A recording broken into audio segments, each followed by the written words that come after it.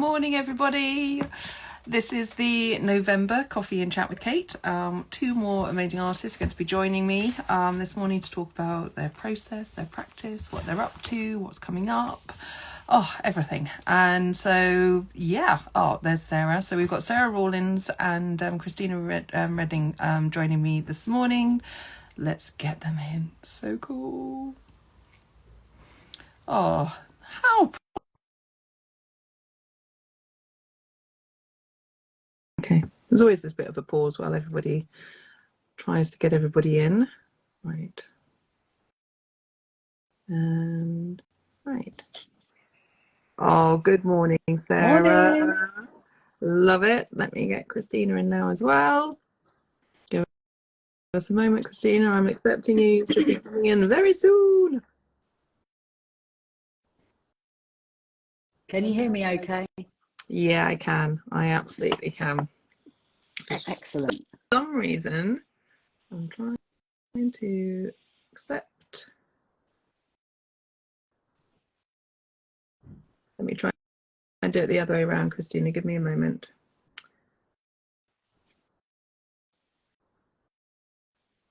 Invite. There we go.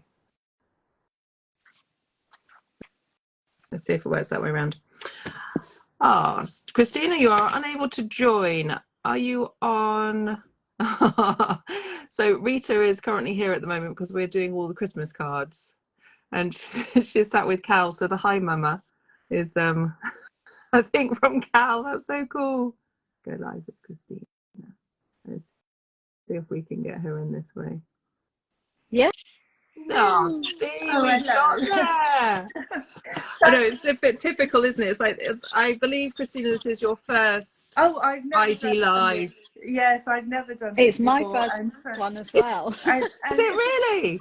It's a technology. I'm looking at the Wi-Fi wave and then working out how to do it, and then the settings came up. So it's anyway, I'm here. You are here. Yeah, I go, and I love it. Hang on a minute, let me just come out of here so I can actually see you both. Don't need to do that. Don't need to do that. Don't need to do that. Right. Nice. Okay. We are ready. We are done. We have done our preparations. We've had coffee. I've got another coffee. This is the monthly Coffee and Chat with Kate, and it's my chance to meet two of the ArtCan artists and actually have a proper conversation with them, as opposed to being stuck behind a laptop and doing everything behind the scenes and not actually getting to have the arty chats that I really love, and it makes me happy. So thank you both so much for joining me today. This is Christina Reading and Sarah Rawlins, and it follows a similar format. There are some questions that I pose to you two, and you sort of share what you would like to share, and then you get to throw a curveball question to me at the end, which I don't know in advance, so I find that always really quite good fun. So maybe, Sarah, let's start with you. When did you join ArtCan and why? So I joined a year ago, November 2022. Oh, your anniversary, congratulations. 1 year anniversary. I was invited to apply to join by another artist who lives in Surrey called Diana Birch. Oh, yes. And she had masterminded a community lockdown project at West Horsley Place, which is near to where I live. And she messaged me and said, I think you'd be a good fit. And so I looked into ArtCan, and I just fell in love with it before I even applied. And then I applied, and then I got in, and I was absolutely delighted. And, you know, I've said to you, Kate, before that it was just a game changer for me.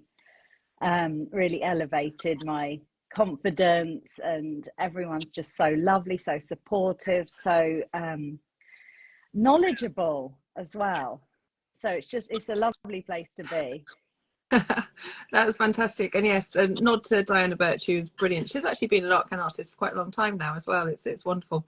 And she was one of our first What Is the Point prize winners, actually, for an exhibition quite a long time ago, so pre-pandemic. It's gonna be that, isn't it, going forward, whenever we're trying to recall something. It's like, was it before or after the pandemic? Yeah. I love it. Same question to you, Christina, please. Well, I joined in 2022, and it was immediately after I applied for the Discerning Eye, and you were one of the lovely selectors who chose my painting to be included, and I was totally thrilled. And then I'd heard about it before, but I think it was that moment that I actually looked into it and looked up the background of it, and I was totally excited by the prospect of all the exhibitions that you offer opportunities, the opportunity to take part in, but also the kind of create the community sense. And I would agree with Sarah that I think it's definitely sharpened up my professional side of my practice. It's given me more things to apply for, and even though I don't always get in, it's quite not. It's just that professional. It's a process. It's important. So thank you. No, and actually, I think that's worth, because I was part of the reason I wanted ArtCan to be for artists, and so you can apply for things without having to pay a submission fee. That's one thing we definitely do. It's only if you're accepted into an ArtCan exhibition then you actually pay our participation fee, which just goes directly to costs. It's not, you know, we're non-profit people. I think that then means that if you are applying, if it's something you want to, if you are then not selected, it's not like you lost the money for it, and it's not like, you know, so actually in a strange way you can see it as practice, and you can see it as that sort of process of actually just honing how you are addressing these sort of forms and situations, and actually the whole sort of process, because otherwise sometimes I find them really overwhelming because there are ridiculous sort of questions, there's extra bits, you're like, oh, I didn't realize I'd had to write my bio in the third person twice removed by my cousin. You're like, never done that before, let me give that one a go. And so but this whole sort of process, and I'm really pleased to hear that, actually, because I think that is something that we don't, they're the sort of soft skills that ArtCan are sort of offering to our members as well. How cool. Oh, that's nice. Thank you. But I'll stay with you, Christina, if you're okay with that, to talk about your practice a bit and your process and your sort of inspirations. So share.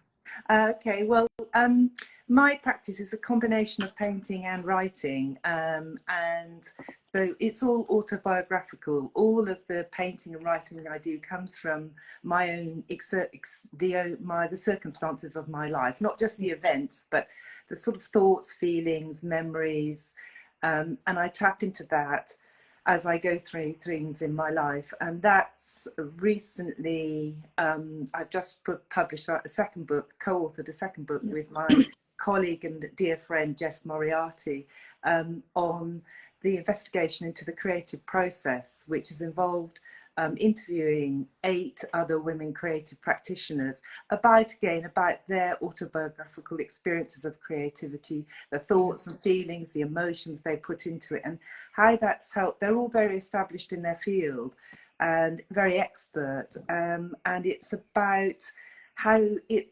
they've kept going with their creativity and how they've overcome difficulties and the challenges to it. And the things that have been important to them, as well as what they've produced.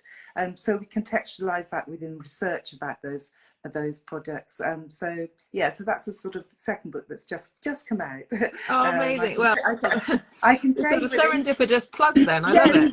I'm sorry. It's just how it's, and my painting is very much based on that. It's very much about what's in my life, and so currently I'm painting pictures of my daughter who's just had a baby. And wonderful. So, congratulations. Thank you very much. It's delightful being a grandmother. I bet it is. Oh, wow. So let's serendipitously continue to plug. Where can people get the book? Well, the recent book, the last one, is with Routledge, the wonderful Routledge, who patiently edited and helped us with the book. It's an edited collection of work as well as our own writing. So I can share the link with that if I can work out how to do that. I can. Do if you private message me with it afterwards, I can then tag it into the when I post this onto my feed, because then people should just click directly through. So I'll try and do that, and then I can add it into the comments for anybody that is watching this post now. Thank you so much. Of course. So Sarah, same sort of question to you, please. Sort of like your practice, your inspirations, your materials, your medium. So I absolutely adore. I've got some examples here. I love patterns and colour, and I kind of, what I do is I use acrylics, oils, watercolours to make my patterns transform into textiles once I've painted them I on feel canvas. we all should have been As sent one in per, advance, to be honest. I think we should all be here next time. We should actually prep that and go, oh, here's one. Yeah, yeah, I here's love one I it. made earlier. Yeah. So I use my phone to take pictures of my paintings, and then I repeat them onto fabrics, and then hand sew them into products. So here's one. Absolutely love patterns and colours. I always have done. I really love Van Gogh, really love Gaudi, and I've done a nice Christmassy one, Oh, which I love it. has been transferred into a handmade scarf Wow. as well. So is it the sort of the repetition of that? You're happy for you to do just a single one, and then the repetition So the is repetition is very accidental. So that's kind of what my question. Yeah. I don't plan it. I just do what comes very naturally to me. And then once it repeats, that's the really exciting bit, because you don't know how it's going to come out, and it pops But out. so where you've sort of the peacocks, Christmas, well, snowflakes could be at any time of year in some countries. Doesn't have to be Christmassy. But is it very much inspired by sort of nature and that, or is nature it? and nature mainly, color and just colors, patterns. But yeah, mainly nature, I would say. Yeah. But the most exciting bit is the when you see it transferred onto fabrics, and how it's repeated. Yeah. Wow. Brilliant. Brilliant. Talking about West Horsley Place, I've done this year. It's been very exciting because I've done a painting to hang inside West Horsley Place with our kind of community voluntary sewing group, and that design has then been transferred into fabric, which is then in this bedroom within the house. Wow. And then it ends up becoming part of daily life, as opposed to it being fine art in the traditional sense of it being something you go and see, or in that way. And I like my own work to sort of feel like it's almost accidental, that you sort of stumble across it because it's just part of daily life, and it's a moment in time in that respect, as opposed to it being something that's so formalized or sort of white galleried to that extent. And I think if an artist can actually find that way of being part of society a little bit more sort of naturally or organically, then actually that's quite an interesting conversation that sort of gets started, and you never know who will stumble across your work in that way as well. It's more it's so accessible exciting in that way. It's so exciting. Brilliant. Well, congratulations too. How you. Nice. So we were going to sort of touch on a couple of things, and I know you've already mentioned the books, Christina, but was there, if you could sort of give a little bit of a highlight of one of the people that you spoke with, and if there's a snippet of experience or knowledge that you could share.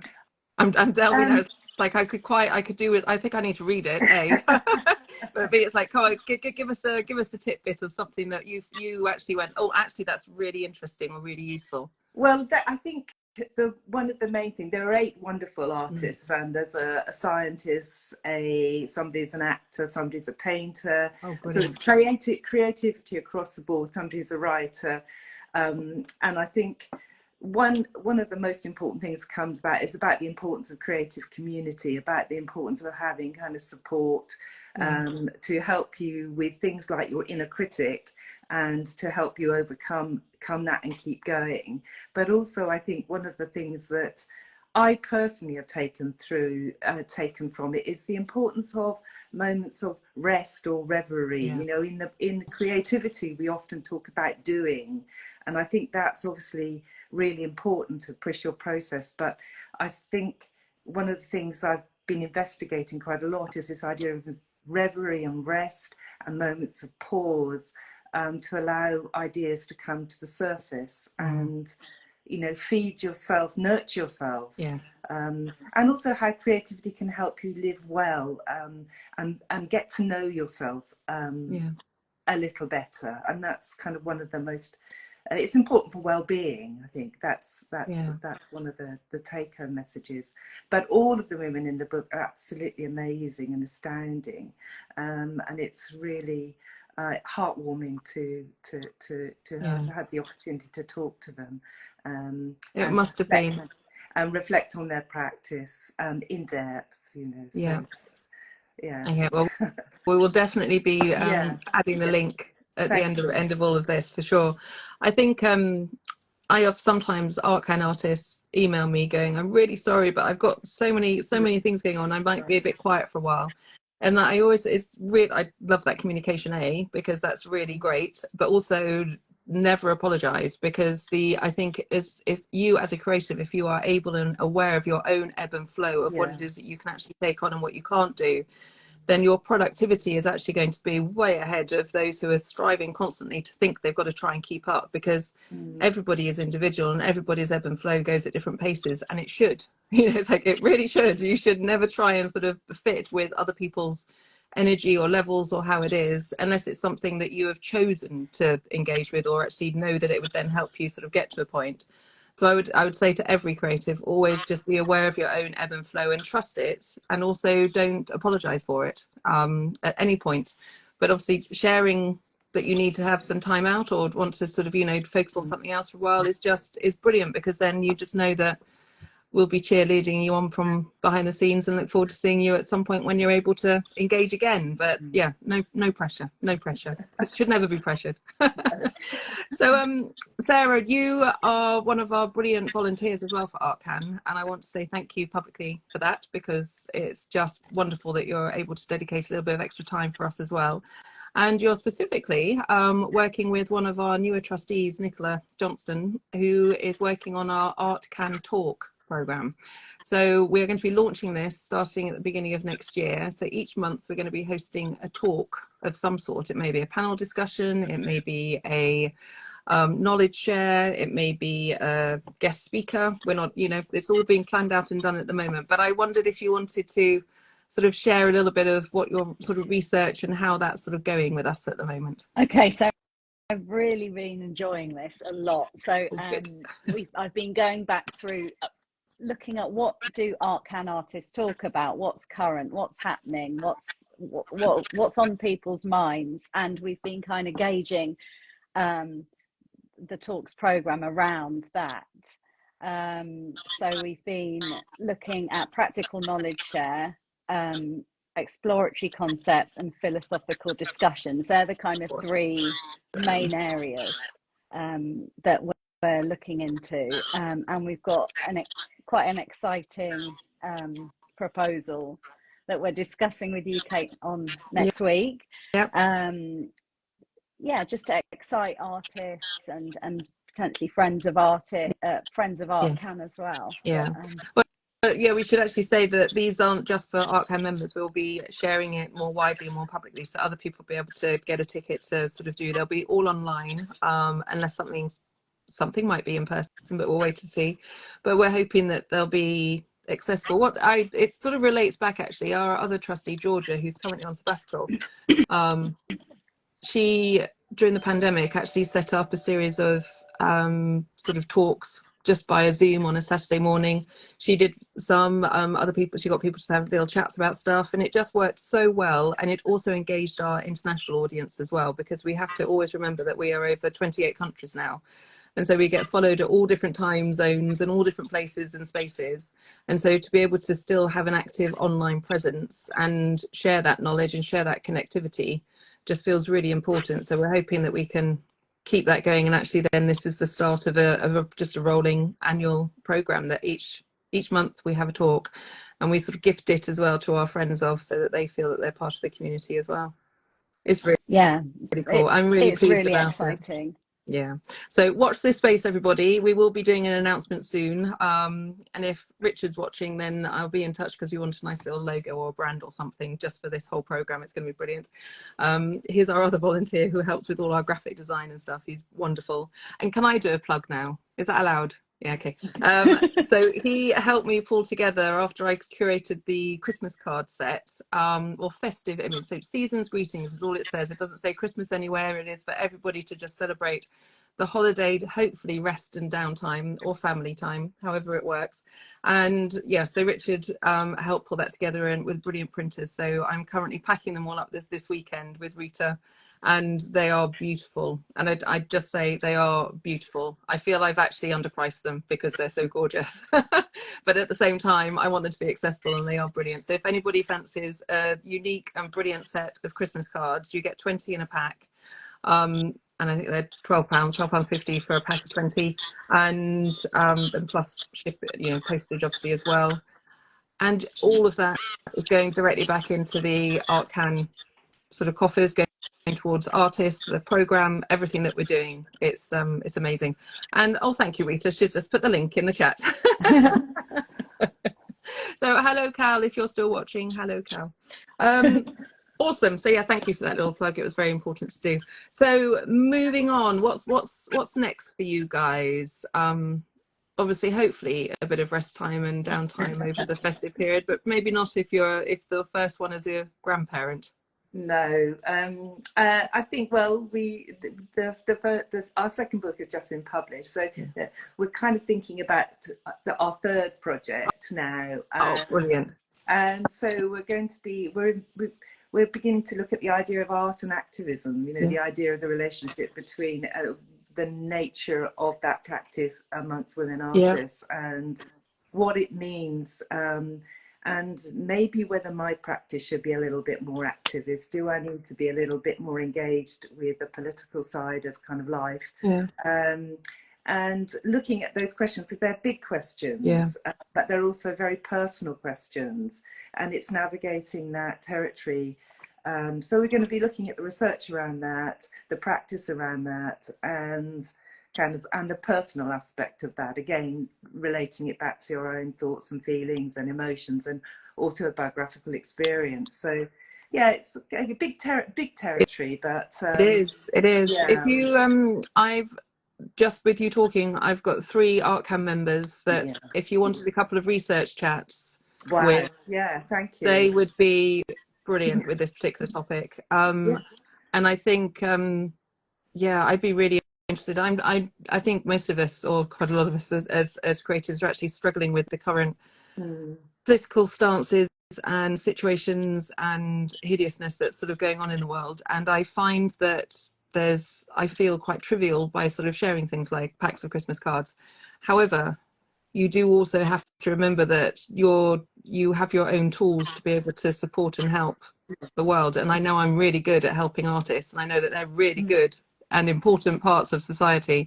So if I could do whatever I can to sort of maintain and support that sort of vein of society, then hopefully that has a ripple effect to then be able to support the bigger sort of issues and context. But it's for me, I struggle with it a lot, as to whether or not it comes across as trivial or flippant or trite or whatever. So I think they are really big questions, and I think there's a lot of artists that would really appreciate to be able to engage with someone who's sort of owning that as a conversation, which sounds like you're beginning to explore. So I think that's really important.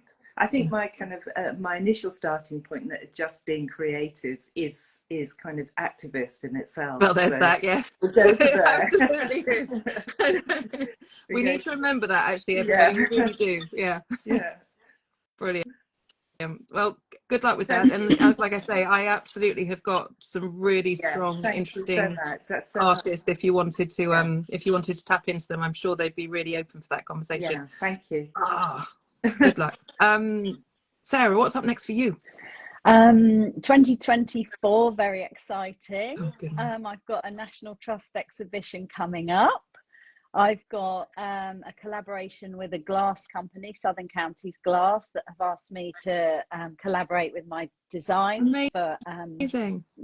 And I've got a collaboration with a gallery in Farnham, because this year I was shortlisted for Surrey Artist of the Year, which I was completely in shock about. Still am. And as a result of that, the gallery in Farnham kind of, we'd like to work together next year to come up with a bespoke scarf design just to have in the gallery, and continue with community projects that I just absolutely adore, out of West Horsley Place, really. Yeah. So very That sounds amazing. Congratulations for all of that, and also good luck and enjoy. Just enjoy. It sounds brilliant. Well done. So now it's time for the curveball questions, and Sarah, we will start with you. Okay, so my question is, what attributes or characteristics or criteria in general do you look at within artists that you then think, yes, you'd be a good fit? Just like Diana Birch said to me initially, how are artists a good fit for you with ArtCan?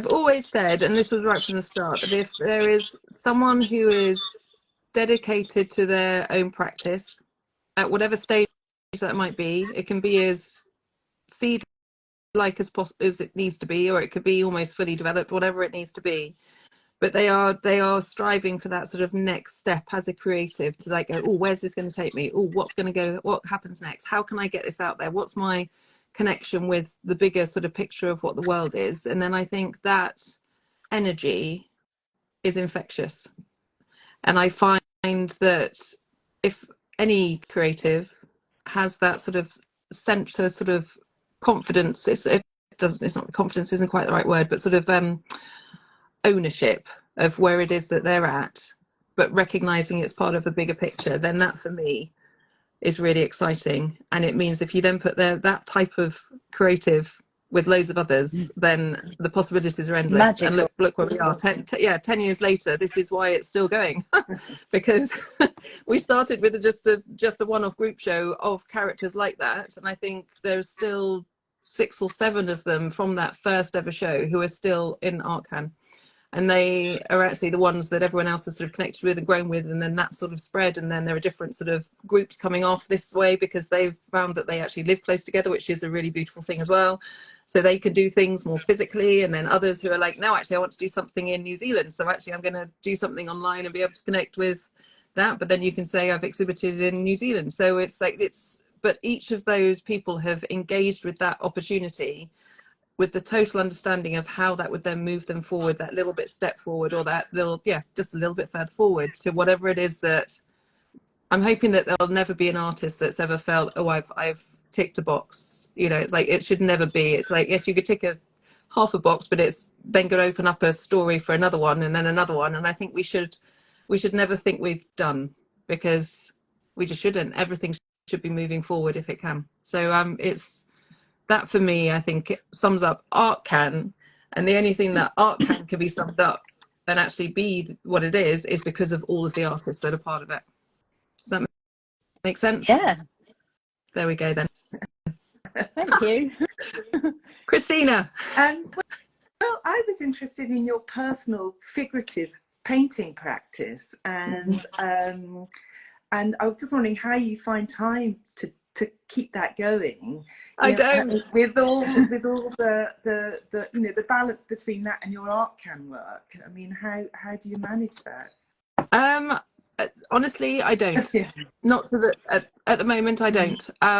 So when I started ArtCan, it was because as a exhibiting artist, I was seeing all the same faces at my private views, and I felt that other artists must have similar issues. So if we did a group show, we could sort of share connections and collaborate. And then, because I've never felt that if I like a piece of artwork, I don't then expect everyone else to as well. So I don't think anybody should be precious with their collectors or connections, because it's also individual as to how you engage with an artwork or an artist. And that kind of worked. And then I suddenly realized that I was becoming the host of ArtCan exhibitions, which meant that nobody actually talked to me about my own work, even if I'd then put something on the wall which I'd felt had actually moved me forward as a creative and as an artist. And I really struggled with that early on. And so I made the decision that I would sort of separate those, because it felt like that would end up getting very messy and I would really struggle with it. but I couldn't not do ArtCan because it felt really important, and it is really important. So I sort of understood that this is my ebb and flow of my own practice. But that's also why with the trustees, I've sort of said I need a 3 and a 5 year plan, because everything here is going to be coming out at some point, and probably quite soon, so I don't get upset about it. You know, it's like, so I'm going to have to find and carve out some space in my life, which also I have a full-time day job, so it's like, you know, and I have my toddler. Wow. So like we need to carve out something at some point so that I can then actually utilize everything that I've created through ArtCan to be able to actually progress myself as a creative. But yes, the ebb and flow, that's why I'm quite passionate about that, for other people to not be apologetic if you've actually had a pause. But I still do paint, and I still do little things, and there's still a lot that yeah, I think when it happens it's going to be quite amazing, and I'm really looking forward to it. But I'm actually being quite patient with it, which is quite unusual for me. So obviously it's obviously okay at the moment. Sounds good. You sound like you've got the right balance. You know what you want to do. Yeah, I think. I know. But then that's me this morning, and it's the same as it's like tomorrow when I wake up and I go, oh, but I really, really, really need to. But you know, circumstances in life, and you just have to sometimes just roll with it a bit. And I'm rolling with it a bit. I'm looking forward to it though. At some point there's going to be that space and time where I can create, and it will be curious actually, because there's a lot that's happened. There's a lot that I feel I want to explore and share, and I think that's going to be I'm going to really enjoy it. Yeah. So yeah, watch this space in about 40 years time or something. You know? Anyway, awesome curveball questions. Thank you both so much. That was really lovely. I have another plug. I'm actually going to be on IG Live over on the ArtCan.org this afternoon at 3 o'clock. So we actually have one of our ArtCan. I'm going. Talk. You're going. Oh, so person. I'll see you on the other side of a camera then. This afternoon. Oh, lovely. Thank you, Carrie. I'm going to. So yes, I'm going to be back on at about 3:10 past 3 on the ArtCan.org IG Live. So come and join us there. Going to be in Canary Wharf, talking to Anita Chanda, who's got an installation down there. She's one of our ArtCan artists. That's going to be lovely. And the brilliant trustee Deborah Henry Pollard is going to be joining us as well, live from there too. So join over on the ArtCan feed at about 3:10 this afternoon. But for now, everyone can get on with their lovely Saturday mornings, do what you need to do, get yourself another coffee, and just look after yourselves, really. Thank you so much, Sarah. Thank you so much, Christina. Thank you, Kate. Thank you for everything you do for us. Of course. And see you again really soon, hopefully in person. Yeah. Okay. Thank you so much. Thank you. Brilliant. Bye. Take care, everyone. Bye. Bye. Bye.